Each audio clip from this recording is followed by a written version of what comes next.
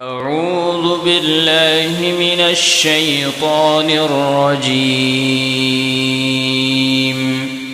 بسم الله الرحمن الرحيم.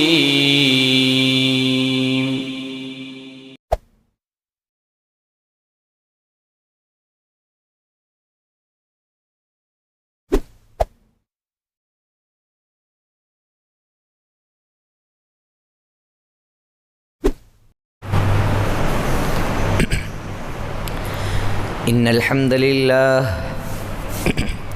نحمده ونستعينه ونستغفره ونؤمن به ونتوكل عليه ونعوذ بالله من شرور أنفسنا ومن سيئات أعمالنا. من يهده الله فلا مضل له ومن يضلله فلا هادي له. ونشهد أن لا إله إلا الله وحده لا شريك له. ونشهد أن محمدًا عبده ورسوله. فقد قال الله تعالى في القرآن المجيد والفرقان الحميد بعد أعوذ بالله السميع العليم من الشيطان الرجيم. بسم الله الرحمن الرحيم.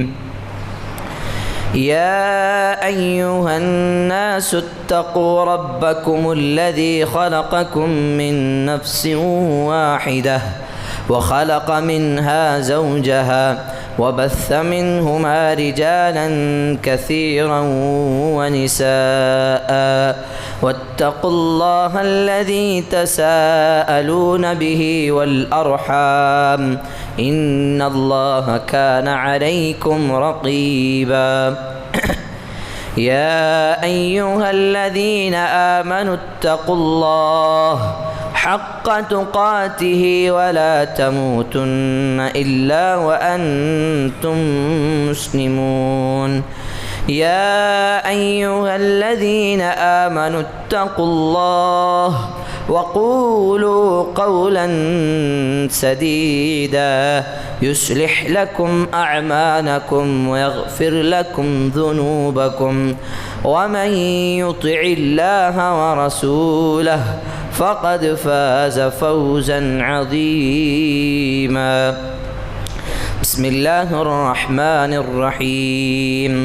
ولقد خلقنا الإنسان ونعلم ما توسوس به نفسه ونحن أقرب إليه من حبل الوريد إذ يتلقى المتلقيان عن اليمين وعن الشمال قعيد ما يلفظ من قول إلا لديه رقيب عتيد. وجاءت سكرة الموت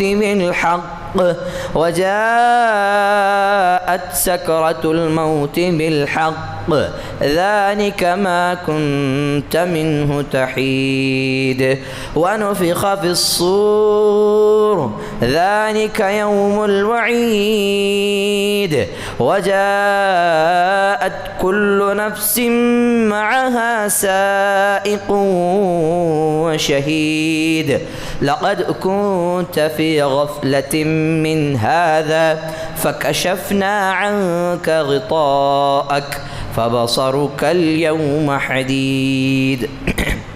أما بعد وقال النبي صلى الله عليه وسلم وشر الأمور محدثاتها وكل محدثة بدعة وكل بدعة ضلالة وفي رواية وكل ضلالة في النار. وقال أيضا فإن أصدق الحديث كتاب الله وخير الهدي هدي محمد صلى الله عليه وسلم. அல்லாஹுக்கு எல்லா புகழும் புகழ்ச்சி முறித்தாகட்டும்.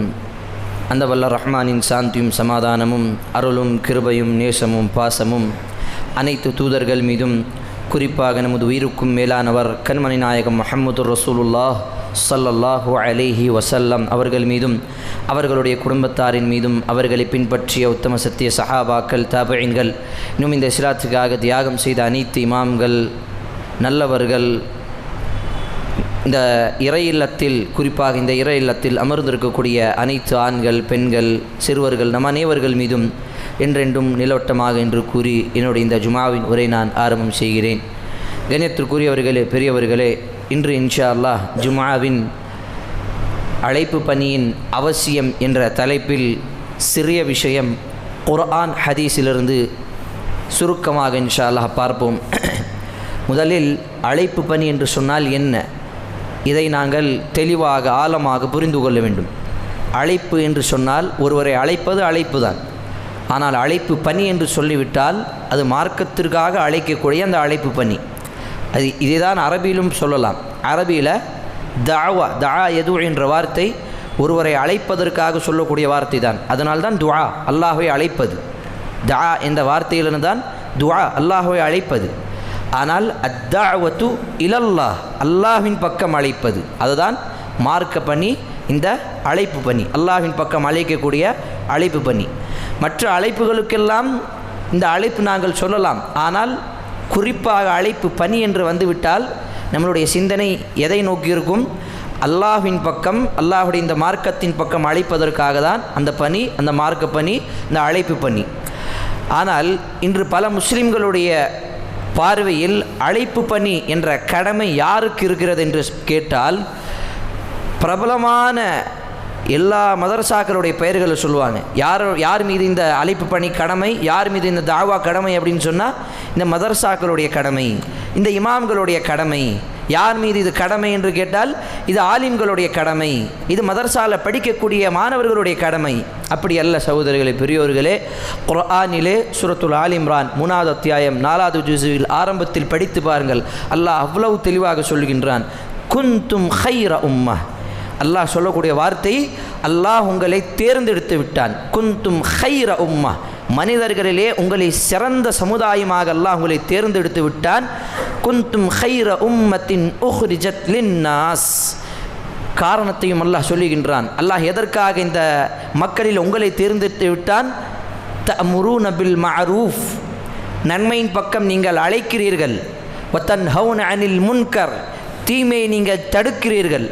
இமாம் இப்னு கத்தீர் ரஹ்மத்துல்லாஹ் அவர்கள், இமாம் குர்துபி, இன்னும் பல முஃபஸ்ஸிரீன்கள் தன்னுடைய விளக்கத்தில் தன்னுடைய அந்த தஃப்சீரில் எழுதும்பொழுது முதலில் சொல்லுகிறார்கள். சொல்லக்கூடிய வார்த்தை என்ன தெரியுமா? நன்மையில் முதன்மையானது தௌஹீத். தௌஹீதின் பக்கம் அழைக்கக்கூடியவர்களாக இருக்கிறார்கள். தீமையில், பாவத்தில் மிக அவசியமாக தடுக்கக்கூடிய விஷயம் அஷ்ஷிர்க், அல்லாஹுக்கு இணை வைப்பது. அந்த ஷிர்க்கிலிருந்து தடுக்கக்கூடியவராக இருப்பதின் காரணமாக தான் அல்லாஹ் நம்மை பார்த்து சொல்கின்றான், நான் உங்களை சிறந்த சமுதாயமாக தேர்ந்தெடுத்து விட்டேன். அப்போ அல்லாஹ் அந்த காரணத்தையும் சொல்லுகின்றான். அப்போ அதில் நபிமார்களும் வருவார்கள். இந்த சமுதாயத்தில் இருக்கக்கூடிய சிறியவன் பெரியவன் எல்லோரும் அதில் உள்ளடங்குவார்கள். அப்போ இது ஆலிம்களுக்கு மட்டுமல்ல, ஒவ்வொரு நபருடைய கடமை. இது யாருடைய கடமை? ஆணாக இருந்தாலும் பெண்ணாக இருந்தாலும் எல்லோருடைய கடமை. நாம் மார்க்க பணியை செய்ய வேண்டும், அழைப்பு பணியை செய்ய வேண்டும். அதற்காக எப்படி எல்லோரையும் இஸ்லாத்துக்கு வாங்க, இஸ்லாத்துக்கு வாங்க என்று கூப்பிட்டால் இஸ்லாத்துக்கு வர மாட்டான். ஏனென்று சொன்னால், இது இஸ்லாம் எப்படி வளர்ந்தது? தன்னுடைய ஒழுக்கத்தின் மூலமாக தான்.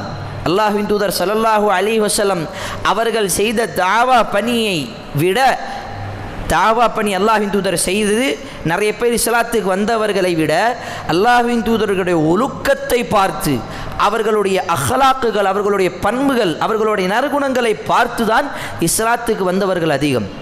காரணம் என்ன? அல்லாஹ்வின் தூதர் ஸல்லல்லாஹு அலைஹி வஸல்லம் தன்னுடைய தோற்றத்தாலும் சரி, தன்னுடைய பண்புகளாலும் சரி இஸ்லாத்தை எடுத்து வைத்தார்கள். அதுதான் தாவா. மேலும் நாவால் சொல்வது தாவா அல்ல, நம்மளுடைய செயல்கால் அவர்களுக்கு சொல்லுவதும் தாவா தான். அல்லாஹ்வின் தூதர் அழகாக சொன்னார்கள், தபஸ்ஸுமு வஜ்ஹுபிஹி அஹீக ஸதகா, உன்னுடைய சகோதரனை பார்த்து நீ சிரிப்பதும் ஒரு தர்மம் தான்.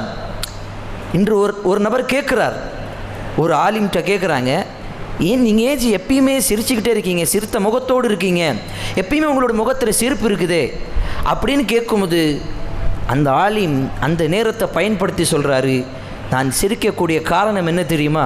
என்னுடைய தூதர், எங்களுடைய தலைவர், இந்த உம்மத்திற்கு, இந்த மனித சமுதாயத்திற்காக வந்த இந்த தூதர் முஹம்மது முஸ்தபா ஸல்லல்லாஹு அலைஹி வஸல்லம் சொன்ன வார்த்தை தான், உங்களுடைய சகோதரனை பார்த்து சிரியுங்கள், அது உங்களுக்கு தர்மமாக இருக்கும்.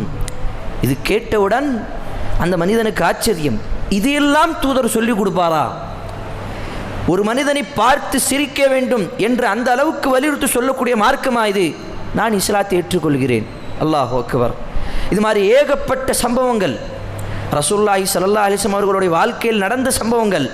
அல்லாஹ்வின் தூதர் அழைப்பு பண்ணி கொடுப்பதற்காக எதெல்லாம் அவர்களுக்கு நேரம் கிடைக்குமோ, எதெல்லாம் அவர்களுக்கு வாய்ப்பு கிடைக்குமோ அதையெல்லாம் பயன்படுத்துவார்கள். ஒரு முறை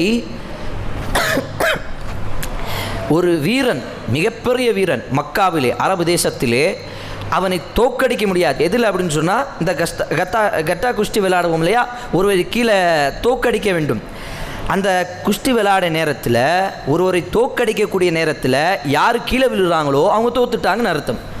ஆனால் அல்லாஹ்வின் தூதர் ஸல்லல்லாஹு அலைஹி வஸல்லம் ஒரு நபர் வராரு. அவர் பேர் ருக்கானா, சஹாபி தான், ஆம்பளை பெயர் தான், சஹாபி, வருவதற்கு முன்பாக வரக்கூடிய செய்தி தான். அவர் அந்த நேரத்தில் சொல்கிறாரு, நீங்கள் என்னை 3 முறை தோக்கடிச்சிட்டா நான் இஸ்லாத்தை ஏற்றுக்கொள்கிறேன். யார்? ருக்கானா. அரபு தேசத்திலே அவரை தோக்கடிக்க ஒரு நபரும் முன் வர முடியாது. ரசூலுல்லாஹி ஸல்லல்லாஹு அலைஹி வஸல்லம் வாய்ப்பை பயன்படுத்தி அந்த நேரத்தில் ரசூலுல்லாஹை எல்லோரும் பார்த்த விதம் வேறு, ருக்கானா அவர் பார்த்த விதம் வேறு. ஏன்னா அவர் என்ன நினச்சார், இவர் வேற எங்கேயும் விளையாண்டுட்டு இருக்க மாட்டார், இவருக்கு அந்த சக்தி இருக்காது. ஆனால் 3 முறையும் ரசூலுல்லாஹ் அவர்கள் அந்த ருக்கானாவை தோக்கடித்து விட்டார்கள். உடனடியாக அவர் இஸ்லாத்திலே நுழைந்து சஹாபியாக மாறுகிறார். அப்போ எந்த நேரம் அல்லாஹ்வின் பக்கம் அழைப்பதற்கு நமக்கு கிடைக்குமோ அதை நாங்கள் பயன்படுத்த வேண்டும். அல்லாஹ்வின் தூதர் ஸல்லல்லாஹு அலைஹி வஸல்லம் அழைப்பு பணியின் அவசியத்தை எவ்வளவு ஆழமாக புரிய வைத்தார்கள் என்று சொன்னால், தன்னுடைய வீட்டில் இருக்கக்கூடியவர்களுக்கு அழைப்பு பண்ணி, தன்னுடைய உறவினர்களை ஒன்று சேர்த்து சஃபா மலையிலே செய்யக்கூடிய அழைப்பு பண்ணி, தன்னுடைய தோழர்களிடம் ஒன்று சேர்த்து அவர்களுக்கு எப்படி அழைப்பு பண்ணி செய்வதற்கு ஒரு மர்கஸ், ஆரம்பத்தில் மறைமுகமாக செய்யக்கூடிய அந்த அழைப்பு பண்ணியது மர்கஸ் தாருல் அர்கம். அதற்கு பிறகு விரிவாக இந்த இஸ்லாம் போன பிறகு ஒவ்வொரு சஹாபி இந்த அழைப்பு பணியை தன்னுடைய ஒவ்வொரு நாட்டுக்கும் போய் சேர்த்தார்கள். அப்போ அழைப்பு பணி யார் மீது கடமை என்று பார்த்தால் ஒவ்வொரு மனிதன் மீதும் கடமை. ஏனென்று சொன்னால், இந்த இஸ்லாமிய மார்க்கம் நமக்கு எப்படி கிடைத்து விட்டதோ இன்று பல பேருக்கு இந்த இஸ்லாமிய மார்க்கம் சரியாக போய் சேரவில்லை. எல்லோரும் என்ன நினைத்து கொண்டிருக்கிறார்கள் என்று சொன்னால், இந்த இஸ்லாமிய மார்க்கம் முஸ்லிம்களுடைய மார்க்கம், இந்த இஸ்லாமிய மார்க்கம் அவர்களுடைய கடவுள் அல்லாஹ், இந்த இஸ்லாமிய மார்க்கத்துடைய வேதம் திருக்குர்ஆன், அவர்களுடைய தலைவர் தூதர் முஹம்மது நபி, அவர்தான் இந்த இஸ்லாத்துடைய மார்க்கத்தை தோன்றுவித்தவர், அப்படிதான் நினைக்கிறார்கள். ஆனால் இது உண்மையா? இல்லை. அல்லாஹ் எப்படி சொல்லுகின்றான்? அல்லாஹ் எப்படி சொல்லுகின்றான்? ஓ இலாஹுக்கும் இலாஹும் வாஹித், உங்கள் எல்லோருக்கும் அவன்தான் இறைவன். அல்லாஹ் எவ்வளோ அழகாக சொல்லுகின்றான், யா அய்யுஹன் நாஸ் உஅ்புது ரப்பக்கும் அல்லதி, உங்களுடைய இறைவனை நீங்கள் வணங்குங்கள், அவன்தான் உங்களை படைத்தான். அப்போ அல்லாஹ் எப்படி அழகாக கூப்பிடுகின்றான், உங்களை படைத்த இறைவனை நீங்கள் வணங்குங்கள். நம்மை படைத்த இறைவன் அவன் யார்? அல்லாஹு அஹத், அவன் ஒருவன்தான். இப்படி அழைப்பு பணி நாங்கள் ஆரம்பித்தால் கண்டிப்பாக அல்லாஹ்வின் பக்கம் வரக்கூடிய மக்கள் இன்ஷா அல்லாஹ் மனதோடு மாறுவார்கள். தன்னுடைய இஸ்லாத்தை படித்து வரக்கூடியவர்கள் இன்று பார்த்தீங்க அப்படின்னா ரொம்ப சொற்பமானவர்கள் தான். இஸ்லாத்தை பார்க்கக்கூடியவர்கள் எப்படி இருக்கிறாங்க? இஸ்லாத்தை படிக்க மாட்டேங்கிறாங்க. எப்படி படிக்கிறாங்க? யாரை படிக்கிறாங்க அப்படின்னா முஸ்லீம்களை தான் படிக்கிறாங்க. நம்மை படிக்கிறார்கள், இஸ்லாம் எப்படி இருக்கும் என்று நம்மை படிக்கிறார்கள். நம்மை பார்த்து தான் இதுதான் இஸ்லாமா அப்படின்னு இருக்கிறார்கள். நிறைய அழைப்பு பணி செய்யும் பொழுது, நிறைய சந்தர்ப்பங்கள் வரும் பொழுது நிறைய மாற்று மத சகோதரர்கள் கேள்வி கேட்கிறார்கள். ரமதான்னா என்ன, நோன்புனா என்ன, ஜக்காத்துனா என்ன அப்படின்னு ஆர்வத்தோடு கேள்வி கேட்டு பதிலை பெறுகிறார்கள். அவர்கள் கடைசியாக வரும்பொழுது என்ன பதில் சொல்லுவாங்க தெரியுமா? இவ்வளோ விஷயம் இருக்குதா, இவ்வளவு தெளிவாக இருக்குதா, எங்கே கூட ஒரு முஸ்லீம் இருப்பான், இதை பற்றி எதுவுமே சொல்லிகிட்டு இருக்க, எதுவுமே சொல்ல மாட்டானே அப்படின்னு கவலைப்பட்டு போகிறார்கள். இதுதான் இன்று பல முஸ்லிம்களுடைய நிலைமையாக இருக்கிறது. சகோதரர்களே, பெரியோர்களே, அல்லாஹ்வின் தூதர் ஸல்லல்லாஹு அலைஹி வஸல்லம் அவர்களுக்கு ஒரு வசனம் இறங்குகிறது, சூரத்து தகாசுர், நம்ம எல்லோருக்கும் தெரிந்த வசனம் தான். என்ன வசனம்? வல துஸ்அலுன்ன யௌமஇதின் அனின் நஈம், ஒவ்வொரு அருட்கொடை பற்றி அல்லாஹ் நாளை மறுமையிலே விசாரிப்பான். அல்லாஹ் நமக்கு கொடுத்த அருட்கொடை என்ன? இந்த இஸ்லாம். இந்த இஸ்லாமிய மார்க்கத்தை பற்றி நாளை மறுமையில் அல்லாஹ் நம்மிடம் கேள்வி கேட்பான். உங்களுக்கு கிடைத்த இந்த இஸ்லாமிய மார்க்கம் எத்துணை நபர்களுக்கு எத்தி வைத்தீர்கள், எத்துணை நபர்களுக்கு போய் சொன்னீர்கள் அப்படின்னு அல்லாஹ் கேட்கும் பொழுது நம்ம என்ன பதில் சொல்லுவோம்? நான் தாவா கோர்ஸ் படிக்கலை, நான் ஆலிம் கிடையாது, நான் இமாம் கிடையாது அப்படின்னு மனிதர்கள்ட்ட இமாம்கள்கிட்ட பதில் சொல்கிற மாதிரி அல்லாஹ்ட்ட பதில் சொல்லி தப்பிக்கலாமா? கிடையாது சகோதரர்களே, பெரியோர்களே. ஒவ்வொரு நபருடைய கடமை, ஒவ்வொரு முஸ்லீமுடைய கடமை இது.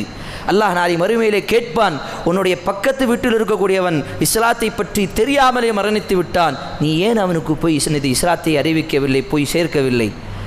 உன்னோடு பழகக்கூடிய பல முஸ்லீம் இல்லாத நண்பர்கள் இருந்தார்கள், அவனுக்கு இஸ்லாம் என்றால் என்ன, படைத்த இறைவன் அல்லாஹ் என்றால் என்ன தெரியாமல் அவன் மரணித்து விட்டான், அவனுக்கு ஏன் இஸ்லாத்தை சரியாக எத்தி வைக்கவில்லை என்று அல்லாஹ் நம்மிடம் தானே கேட்பான். அப்போ அதற்கு நாங்கள் என்ன பதில் வைத்திருக்கின்றோம்? நாம் உணர்ச்சி வசப்படுவதற்கு எப்படியெல்லாம் நமக்கு நம்மளுடைய கண்களிலிருந்து தண்ணீர் வருது பாருங்கள். ஏதாவது ஒரு சோக பாட்டு கேட்டால் நம்மளுடைய கண்களிலிருந்து தண்ணீர் வரும், ஏதாவது ஒரு இமோஷனலான ஒரு வீடியோ பார்த்தா நம்மளுடைய கண்களிலிருந்து தண்ணீர் வரும், ஏதாவது ஒரு சிரியாவில் ஏதாவது ஒரு இடத்துல ஏதோ ஒரு நாட்டில் மனிதர்கள் பாதிக்கப்பட்டால் நம்மளுடைய கண்களிலிருந்து தண்ணீர் வரும். ஆனால் ஒரு நபர் அல்லாஹை பற்றி தெரியாமல், எனக்கு தெரிந்த நபர், என்னோடு பழகக்கூடிய ஒரு நபர், ஆனால் இஸ்லாத்தை தெரியாமல் அறியாமல் அப்படியே மரணித்து விட்டானே, அவனுடைய நிலைமை என்ன ஆகும்? அதை நினைத்து அழுவக்கூடிய எத்தனை முஸ்லிம்கள் இருக்கிறார்கள் சொல்லுங்கள் பார்ப்போம். அல்லாஹ் மன்னிக்க வேண்டும் சகோதரர்களே, பெரியோர்களே.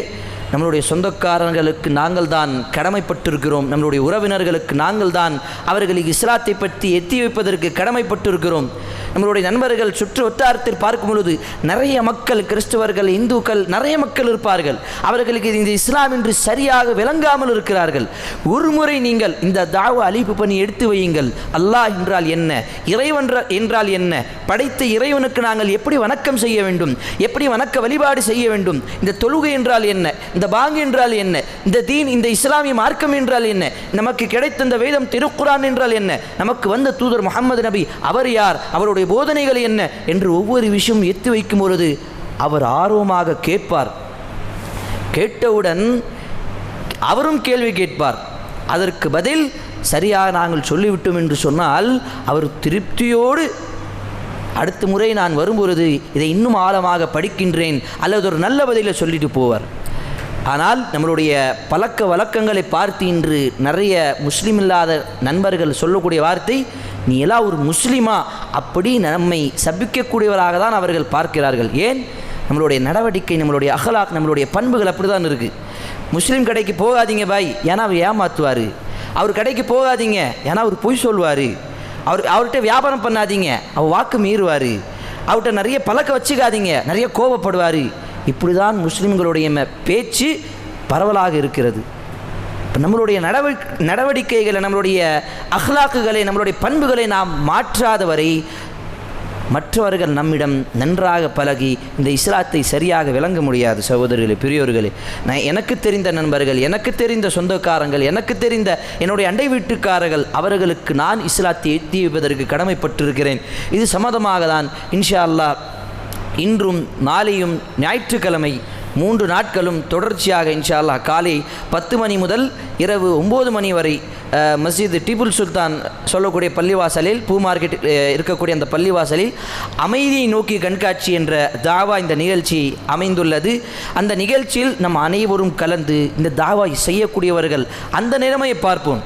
அங்கே நிறைய தாயிகள் இருப்பாங்க, எப்படி தாவா செய்கிறாங்க அதை போய் பார்ப்போம்.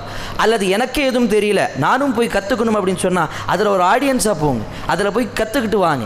அதில் இருக்கக்கூடிய ஒவ்வொரு குர்ஆன் வசனங்களும் உங்களுடைய இதயத்தை அப்படியே ஹார்ட்டில் டச் பண்ணுற மாதிரி அந்த வசனங்கள் வரும். அல்லாஹ் கேட்பான். அல்லாஹுடைய தூதர் ஸல்லல்லாஹு அலைஹி வஸல்லம் சில ஹதீஸ்கள் வரும். இதெல்லாம் பார்க்கும் பொழுது அந்த நேரத்தில் ஈமான் நமக்கு தெரியாமலே அதிகரிக்கும். இன்ஷா அல்லாஹ் கண்டிப்பாக அந்த நிகழ்ச்சியில் கலந்து கொண்டு குடும்பத்தோடு நமக்கு தெரிந்த, முக்கியமாக இஸ்லாத்தை அறியாமல், இஸ்லாத்தை தவறாக புரிந்து கொள்ளக்கூடிய நம்மளுடைய நண்பர்களை அந்த நிகழ்ச்சியில் அழைப்பு கொடுத்து அவர்களை கொண்டு வாருங்கள். இன்ஷா அல்லாஹ். அல்லாஹ் நாடினால், அல்லாஹ் யாருக்கு நாடுகின்றானோ அவர்களுக்கு அந்த நேர்வழி கொடுப்பான். மையஹதில்லாஹு ஃபலா முதில்லல்லாஹ். உலகத்தில் எல்லோரும் சேர்ந்து ஒரு மனிதனை வழிகெடுக்க வேண்டும் என்று நினைத்தாலும் அல்லாஹ் நாடியவருக்கு அல்லாஹ் நேர்வழியை கொடுப்பான். எல்லோரும் சேர்ந்து அவனுக்கு நேர்வழியை கொடுக்க வேண்டும் நாடினாலும் அல்லாஹ் நாடியவரை அல்லாஹ் யாருக்கு நேர்வழி கொடுக்க வேண்டாம் என்று நாடிவிட்டானோ அவனை யாராலும் நேர்வழி கொடுக்க முடியாது. இப்போ இதெல்லாம் அல்லாஹுடைய நாட்டத்தில் இருக்கிறது. ஆனால் அதற்கு நாங்கள் முயற்சி எடுக்க வேண்டும். சகோதரர்களே, பெரியோர்களே, வல்ல ரஹ்மான் நம் அனைவருக்கும் இந்த நிகழ்ச்சியில் கலந்து கொண்டு இந்த அழைப்பு பணி என்றால் என்ன, இந்த அழைப்பு பணியின் மூலமாக நமக்கு வரக்கூடிய நன்மைகள் என்ன என்று சொன்னால், அல்லாஹ்வின் தூதர் ஸல்லல்லாஹு அலைஹி வஸல்லம் அவர்களோடு பணிபுரிந்த ஒரு சிறுவன், ஒரு யூதன், அவன் கடைசி நேரத்தில் இருக்கின்றான். மரண படுக்கையில் இருக்கும் பொழுது உடம்பு சரியில்லை என்ற செய்தி கேட்டவுடன் அல்லாஹ்வின் தூதர் ஸல்லல்லாஹு அலைஹி வஸல்லம் உடனடியாக போகிறாங்க. அந்த யூதன் நோயாளி, ஆனாலும் போகிறாங்க நலம் விசாரிக்க. ஏன்? மனிதநேயத்தை இந்த இஸ்லாம் போதிக்கிறது.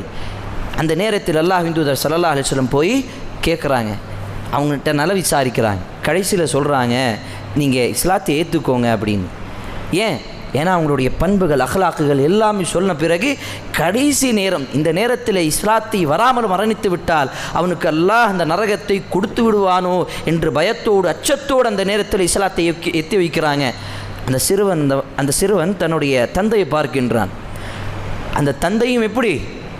ரசூலுல்லாஹை பற்றி தெரிந்தவர்கள் தான்.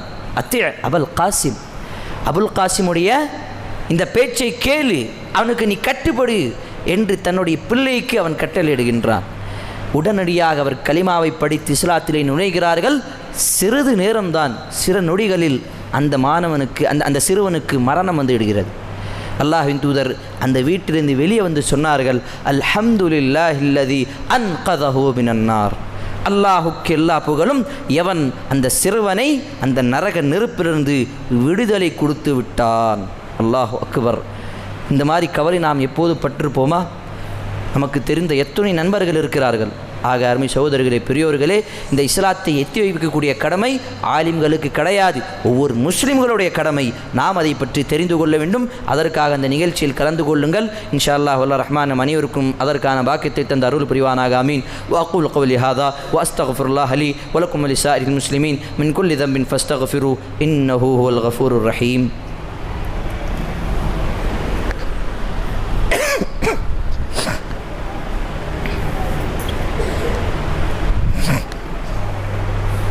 இன்னல் ஹம்தலில்லாஹ் நஹ்மதுஹு வனஸ்தஈனுஹு வனஸ்தக்ஃபிருஹ்.